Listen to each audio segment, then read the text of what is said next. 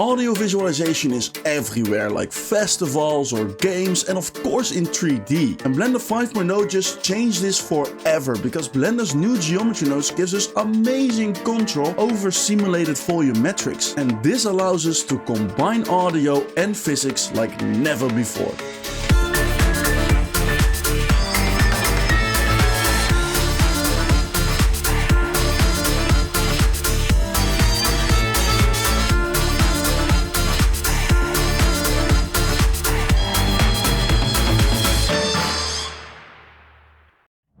So before we jump into Blender and create an audio visualizer, we actually need some audio. And in my opinion, the best place to get royalty-free audio is from Epidemic Sound. I'm not sponsored or anything like that, but I would still recommend it a lot. But of course, you can do this tutorial with any song that you like. What we are going to do first is we're going to search for a nice genre that we want to use. So if you go into music, we have all these genres over here, but I want to have more genres. So I want to view all the genres that Epidemic Sound has. And while working on this tutorial, I figured that it would not be a good idea to choose my personal favorite genre, because that genre sounds a little bit like this. And I don't think the majority of my viewer will appreciate that kind of sound. So I figured we would go for a genre that is a little bit more accessible for everyone. And I found that genre in Electro House. So if you click on that, then we have this song Skip. If we play this, it sounds like this. It has a really nice beat to it, so it's really easy to make an audio visualizer out of this. However, the whole song is 5 minutes and 10 seconds long, and that's a little bit too long for this tutorial, of course, so I want to have a shorter version. So if we go over here into create versions, then you can choose for a 15 seconds version, and let's see what it will create. Okay, it created this version. Let's see.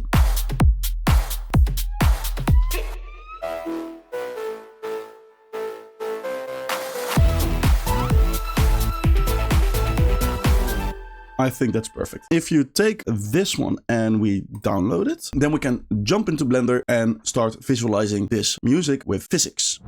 Okay, the first thing that we're going to do inside of Blender is, of course, as always, removing the default cube. We don't really need it. And to be honest, let's also remove this light. Okay, of course, later we want to create a smoke simulation which reacts to the music. But before we do that, I want to create one controller, which is later going to control everything that should be dependent on the audio. And that controller is going to be an empty. So if you press Shift A, you can go into empty and do plain axis. And we want that the Z location of the empty reacts to the music. And to do this, we first need to create a keyframe for the Z location. So if you click on the empty and press K, you can do a location keyframe. And you see we've created a keyframe right over there. And now to make it follow the beat of the music, we want to go into the graph editor. So let's split our screen in half like this. And let's go into the graph editor. Then you will see that we have over here the X, Y, and Z location of this empty. And to be honest, we don't need the X and Y location. So let's just remove those by clicking on them and press X. And then you see we only have the Z location here, which is perfect. And now to make this Z location line follow the beat of the music, you want to select the Z location and go into channel and then go to sound to samples. Click on that and then select your song and do sound to samples. Then you see, okay, it is working, but it starts a little bit too late, right? We want it to start at frame 1, but it's now starting at frame 7 because our cursor was at frame 7. So let's do that again. So let's go to frame 1 and do channel, sound to samples, and do the song again. And then you see it starts at the beginning, which is perfect. You see, it follows the song, the beats of the song. But at the moment, it's just silent, right? And we're not really hearing the song. And I think it would be better if we can actually hear the song. So let's import the audio into Blender by splitting our screen in half again. And let's go into the video sequencer. And at the moment, we cannot really add anything in this because we haven't assigned this sequencer to our scene. Because over here we have scene, as you can see. And if you go over here, you can assign the video sequencer to scene. And then you can press Shift A and do sound and select the sound and make sure that it starts on frame 1. And then if you press play,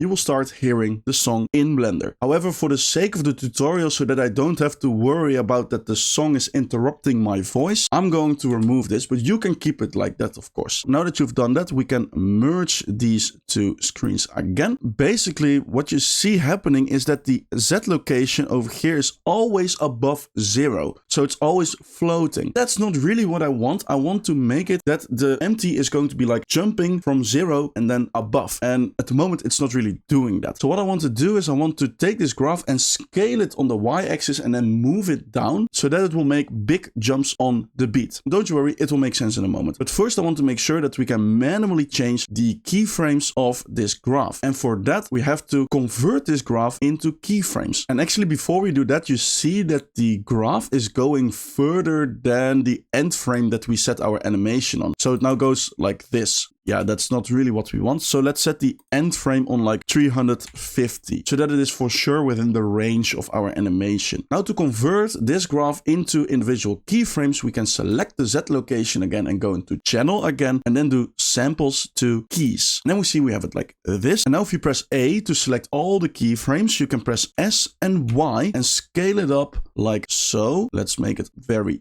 big. And then let's make sure that the top part over here is kind of like this, like around 5 by pressing G and Y, of course. But now you see that the Z-axis also goes in a negative direction, and that's not really good. We want to cap the Z location at 0, and that we can do with a modifier. So if you press N to make the sidebar open up, you can go into modifiers and then do add modifier, and we want to do a limits modifier, and we want to limit the minimum Y value. So click on that, and then you see it is capped at 0. And then you see if you press play, it's really like jumping on the beat, and that's the result that I wanted to have. Okay, so now that we have the controller for our audio visualizer, now it's time to actually create a smoke simulation, which is also dependent on this controller, of course. And the first thing we have to do a smoke simulation is to create an object that is going to emit the smoke. And for us, that object is literally going to be a circle plane. So if we do Shift A, we can do mesh and do circle. However, now it's literally an open circle and doesn't have a face yet. So let's go into edit mode by pressing tab, and let's press F to fill it with a face. And let's also scale it down a little bit like this. Let's go out of edit mode, and now the quickest way to create a smoke simulation for this is by clicking on the object and going to object and then do quick effects, quick smoke. And then you see we have this box, and this box is our smoke domain. And in the smoke domain, that's where the simulation is being calculated. So if you go to frame 0 and press play, then you will see we have a nice smoke simulation already. However, you see, yeah, the box is a little bit too small, I think. So let's make it a little bit higher by going into edit mode for the smoke domain, and let's select the top vertices and press G and Z and move it up like so. And let's also make it a little bit wider by pressing A to select all the vertices. And then if we press S and Shift Z, then you can scale it on the X and Y axis. So if you do that like so, then yeah, that should be fine. So if you now press play, then you see we have a little bit more space to work with. Obviously, there are a couple of things that we need to do for this smoke simulation. And the first thing that we want to do is making sure that the smoke is not emitting all the time, but that there's only smoke emitted on the beat of the audio. And that we can do by clicking on the circle. And then if you go into the physics properties, you have this use flow over here. So if you press play and then turn off the use flow, then you see it's still doing the flow, right? It's not stopping at all. And the reason for that is that you have to reset any setting before you do the simulation. So if you now reset anything on frame 0, then you will see it will work. So if you turn it off, it stops. If you turn it on, it flows again. But we want that this use flow value is dependent on the Z location of this empty. So that if the Z location of the empty is 0, that the use flow is off. And when the Z location is a positive number, it should be turned on. And that we're going to do by creating a driver. So if you go to this use flow and do right click and do add driver, then we're creating a driver. And a driver is kind of a mathematical expression or a dependency that we are creating specifically for this use flow value. And at the moment, this expression is var plus true. And var is a certain variable. And this variable, as you can see, is created over here. And you see, okay, this variable should be an object, but at the moment there is no object. So let's set this object as the empty. At the moment, this variable variable is the X location of the empty, but we want it to be the Z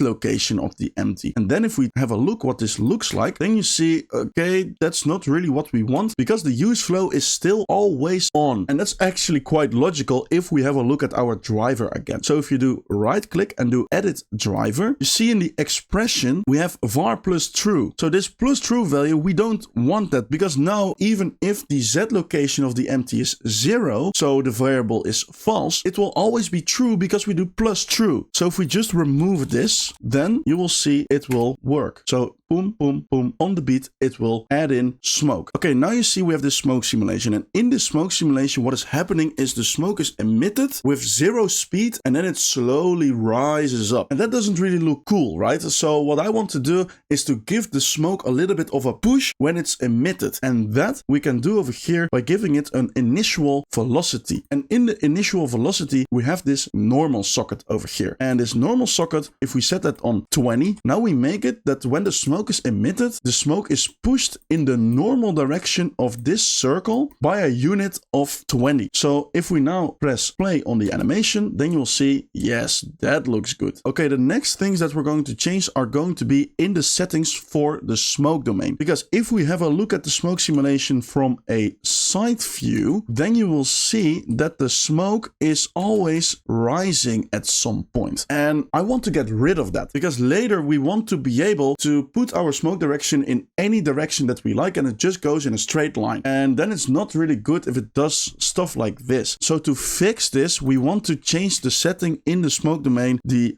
buoyancy density and the heat value. And these two values have everything to do with how the smoke is rising or falling down. Because if I set them both on -1 and I place the circle again over there, then you will see the smoke will fall down instead. So look, yeah, it will fall down. So logical thinking, what we want to do is make the buoyancy density and the heat, make it 0 so that the direction of the smoke is only dependent on that initial push. Looking at our smoke simulation, I still think it looks a little bit boring. It's way too straight. And to fix this, I want to add in some swirling, some turbulence. And that we're going to do with the vorticity value. And this vorticity value, if you set that on 1, for example, then you will see it's way too much turbulence. That's not really good. So we need to lower this. Let's lower this to like 0.1. Let's see what that looks like. That looks like that. Okay, yeah, that's good. I still think it's a bit too much. So let's set this on 0.05. And then I think, yeah, that looks a lot better. Yeah, then we have just enough swirling going around that it looks good. And now the final thing is to add more resolution to our smoke so that it will look better. Fortunately for us, we don't have to go too high for this technique. So if we do 64, that's already enough for our particle simulation later. So if we now press play, then you'll see, okay, let's play the simulation. And I think it looks quite good, to be honest, especially if it's going again. And yes, okay, yeah, that's going to look amazing. Cool. However, on this smoke simulation, we cannot apply a geometry nodes modifier. So what we need to do is export this smoke simulation onto our computer and then import it again into Blender as an open VDB file. So let's first export it, and that we're going to do simply by going under cache, and then if we set the type on all, we can bake the simulation. However, we see our simulation is now going from 1 to 250. That's not really good. Let's set this on 350 so that the simulation takes the same range as our animation. And before we press bake all, it is important that you create a new folder to save the smoke simulation. So if you click over here, you can create a folder for the smoke simulation by clicking plus on create new directory. And then let's do like simulation. And then if you click on that and do accept, then you see we have simulation over here. And now if you do bake all, then it will start bake the simulation. And then I see you in 1 minute. Okay, our simulation has been baked. And now let's re-import it into Blender. So if you do Shift A, we can do volume and do import open VDB. And then if you go into the simulation folder, you see we have data folder over here. Click on that. And then you see we have all these VDB files. And each VDB file corresponds to one frame of the the simulation. So if we press A to select all the files and do import open VDB volume, then you see we have imported our volume and it looks exactly the same as you can see, except for the fact that it's not on the same location, but we're going to fix that in a moment. So this is an open VDB file. And the positive thing about that is, first of all, that we can apply geometry nodes to this, and that this open VDB file is a grid. And a grid is really cool because a grid contains attributes like density or flame or shadow or temperature. And most importantly for us, it has a velocity attribute, which looks like this. So let us put a geometry nodes modifier on this. Let's go into geometry nodes and let's click on new to create a new geometry nodes for this. First thing I want to do is move the simulation so that it matches the same location as our original simulation. So let's do a transform geometry nodes right over there. Let's go into top view numpad 7 and then we can change the X and Y location like so, like to the middle. Then if you press numpad 1, we can go into side view to do the Z location like so. Yeah, I think that's quite perfect. And now that we have that in place, we can actually click on the smoke domain and press H to hide it. What we want to do first in geometry nodes is we want to emit points from this circle over here. And to do that, we need to first import this circle in geometry nodes. So if we go over here, we have our circle and let's drag it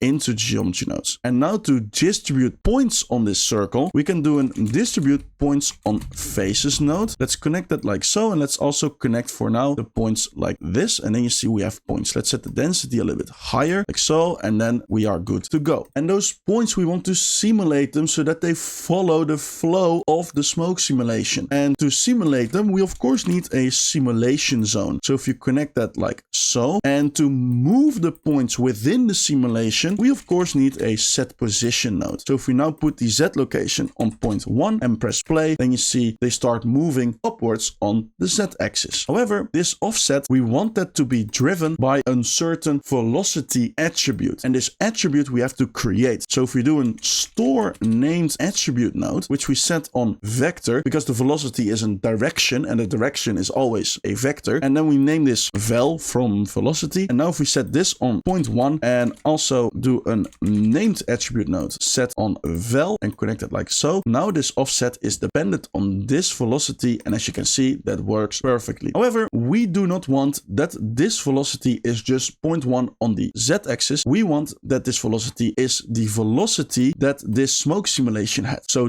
this velocity over here. But you might be thinking, how do we get this velocity in geometry nodes? And that is the cool new thing in Blender 5.0, because in Blender 5.0 we get grid nodes. And to give you an example of a grid node that can import the velocity into here is the get named grid node. If you put that like this node allows us to get the velocity attribute, which we of course have to set on vector because the velocity is a vector, as you can see. And now if you do Ctrl Shift click on this, then you see we have the velocity grid inside of geometry nodes. And now you might be thinking, okay, let's just connect this grid node over here. But you see, that's not really going to work. And that's because this is a grid socket, and grid sockets cannot automatically affect anything of a geometry. But if you want that, you first have to convert this into something that can change properties of a geometry. And to do this, we can do a sample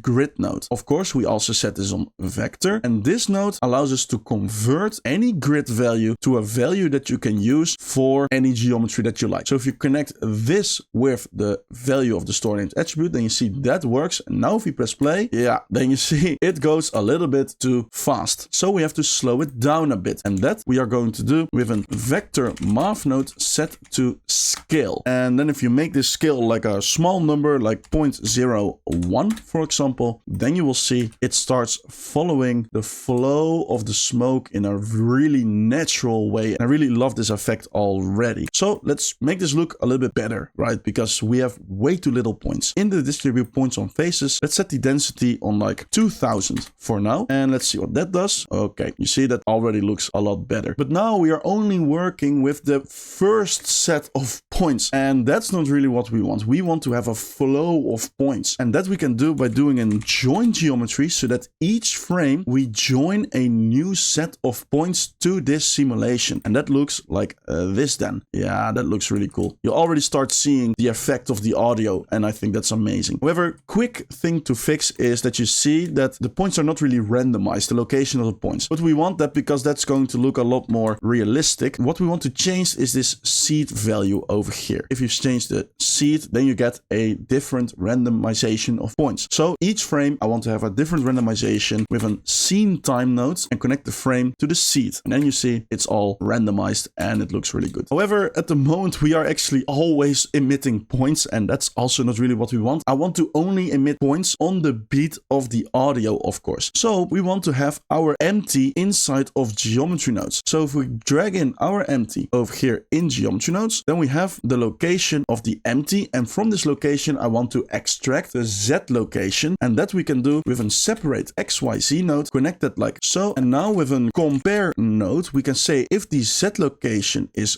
greater than 0, then it should emit points. And that looks like this then. That looks a lot more natural. If you want even less points, or if you want this to be even more strict, so to say, you can set this greater than on 3. Then it only emits point if the Z location of the empty is higher than 3, which looks pretty cool. Okay, the last thing that I want to do in geometry nodes is to change the radius, the scale of the points, because now they are all the same radius and that doesn't really look good. I want to make the radius dependent on the velocity of each point. So the faster a point goes, the bigger the radius is. So let's start doing that by doing a set point radius node at the end over here. And this radius value is going to be dependent on this velocity. However, you see this velocity is now a vector and the radius is a float. And that's not really going to work. So we need to convert this vector into a float value. We want to know how long is this vector. So that we can do with a vector math set to length. And if you connect it like this, and now we have the length of each velocity vector, and the faster it goes, the longer this is going to be. So now if you connect this with the point radius, then you see that already is looking good, right? However, points are a little bit too big and these points are maybe a little bit too small. So we want to remap this length so that we have control over the minimum and the maximum size of these points with a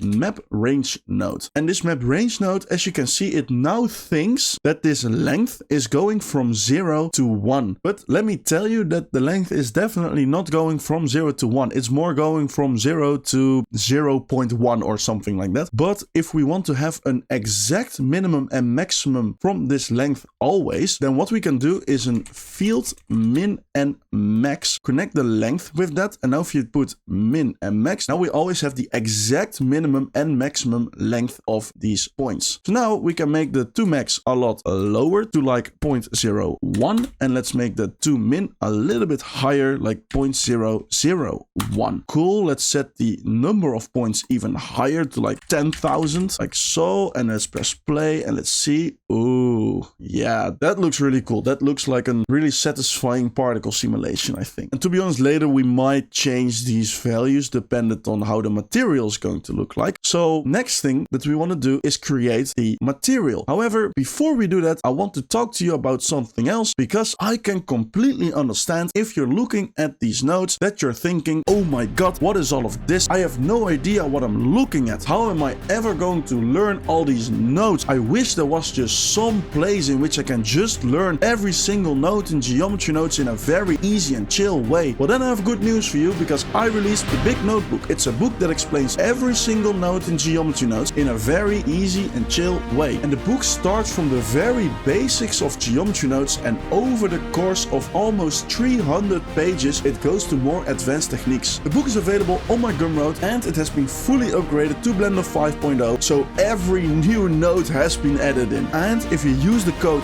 AUDIO, you will get 25% off of your purchase. So if you want to expand your knowledge in geometry nodes, I recommend getting this book today. And with that being said, let's continue the tutorial. So the next thing that we're going to do is create the material for these points. And for that, let's split our screen in half like so. And let's go into the shader editor. And let's also go into render view mode. So if you go over here and click on render view mode, let's go into cycles immediately by going over here into render properties. And before you change it from Eevee to cycles, I do recommend to press Ctrl S to save the file. And then you can do cycles and of course set device on GPU compute if you have a graphics card. And let's go over here into the world properties and let's set the color of the world to black. So if you now click on the particle simulation and click on new to create a new material called particles, then we want to remove the principal volume and do an emission node. You connect that, then you see nothing is happening. Reason for that is that we have to assign this material inside of geometry nodes, otherwise it's not going to work. So if you do a set material node in geometry nodes set to particles, then you see it works perfectly fine. Okay, for this emission node, I want to do two things. First of all, I want to make the strength of the emission dependent on the velocity of each particle. And second, I want to also make the color dependent on the velocity of each particle. But let's start with the strength. And to make this dependent on the velocity, I want to have the velocity attribute inside of the shader editor. And the good thing is, since we store this as a named attribute, we can do an attribute node in the shader editor and we set this on vel. If we set this on the color, then we have the velocity in the shader editor. But we don't want it like this. But you see again, the strength over here is a float and the velocity is a vector. So we also want to do the same thing in the shader editor with a vector math node set on length. So if you connect it like so, now you can connect this over here and then you see that already starts working a little bit. But again, we want to remap this length with a map range node. Something quite unfortunate is that we don't have a field min max in the shader editor, so we cannot automatically set the from min and from max. So a quick thing that we can do is store the min and max value as an attribute in geometry nodes. So if we do a store named attribute node, which we set on min, and we do another one set on max, then we can connect the min over here and the max over there. And then of course we have to play the simulation again, otherwise it's not going to export it. And now in the shader editor, we can do Shift D for this attribute node and set this one on min, and then do another one, which we set on max. And then if you connect both colors with the from min and from max, then that's good. You can, if you want, minimize these attribute nodes by pressing H to hide them, so to say. Now we can set the tune max on a high value like 400 or something like that, and the tune min on 10, so that the minimum glow is 10 and the maximum is 400. However, you see the glow, it looks like it's a bit too much, but we do want it to be that high. The thing we want to change is the size of the radius over here. Let's set the to max value way smaller, like 0.0005, and let's set the to min also smaller to 0.0001. And I think we should also make the number of points even higher. So if we go to the density, let's make this 80,000. And if you think that your simulation is now going a little bit slower, well, that is possible. If you don't want that, then you can bake the simulation. So if you do a bake node over there, connect it like so. And then of course, if you set this on animation, you can click on bake and then let's wait a moment. And then you see it will work very fluent, which is looking quite cool. The last thing that I want to do is of course change the color of the emission. And the color is also going to be dependent on the length. But of course, we cannot just put it in here and expect any color to happen. For that, we need an hue saturation value node. If you connect that like so, if we set the color on red, for example, then you see we got a really nice red color. If you change the hue value, then you see we are cycling through the colors of this wheel. If you change the hue like this, you also see that it goes in a circle around it. And this hue value, that's the value that we want to be dependent on this length. So if we put that like so, then you see nothing is really happening because this length is now going from 0 to 0.1, and then you don't really see a difference. But let's remap this again with a map range node, and let's connect the min and max again. Now we remap this so that the length goes from 0 to 1, and from 0 to 1 on the hue is basically a full-on circle around this color, which means that we're basically getting every color in our simulation. I think that's a bit too much. So what I would recommend you to do is set this to min and the to max both on 0.5 first, so that we have the red color value. Now, if you set the to min a little bit lower to like 0.4, 0.4 and let's set the 2 max a little bit higher to like 0.6, now you have colors that are around this red value. And now it's really cool because if you now change it to like blue, then you see, oh my God, look at this. And if you want, you can put this on a different number like 0.2, for example, to get even more contrast. I really recommend you to get really creative with this because you can get really cool results. But I will set this back on 0.4. If we play our simulation, then you see, yes, look at this. Look at this. That looks amazing. Oh, very quick tip actually. You see that when it emits the particles, you see that, yeah, the points are not really randomized. The velocity has no randomization at all, which results in these flat planes, so to say. And if you don't want that, then we can randomize this scaling over here. So if you do a random value node, which we set both on 0.01, connected like so. And now if we set this one on 0.0095, of course, you have to bake this again. So let's wait until that's finished again. And then you'll see it's a lot more randomized and it looks a lot better over here too. And the cool thing about this technique is that if we select the simulation, we can just move it around and rotate it in any way that you like and it will still behave in the exact same way. Yeah, I think this looks really cool. And one final important tip that I want to give you is if we are at this state, for example, and we want to change some settings in the smoke domain, then let me show you what happens. So if I have the smoke domain and I go into the physics properties and I do free all, if I now set the vorticity on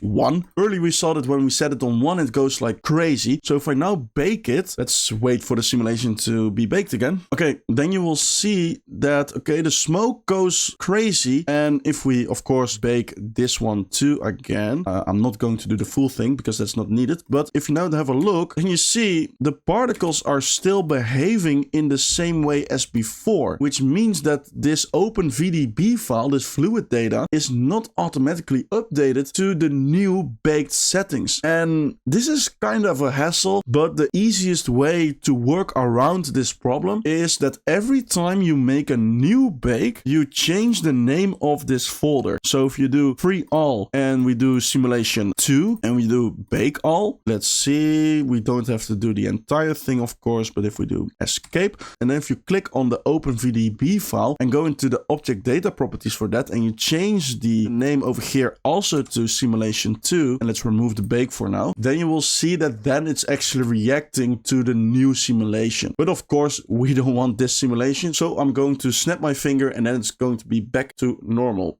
And that already brings us to the end of this tutorial. But after recording this tutorial, I really felt like creating a scene out of this, on which you can find the project file in the link in the description. So I hope you liked this video again, and if you did, please give this video a thumbs up, comment down below if you have any questions, and if you don't want to miss out on any future videos, I recommend subscribing to the channel. And be sure to check out the big notebook by going into the link in the description to get 25% off of your purchase. And with that being said, I see you in the next one, and let me show you the result.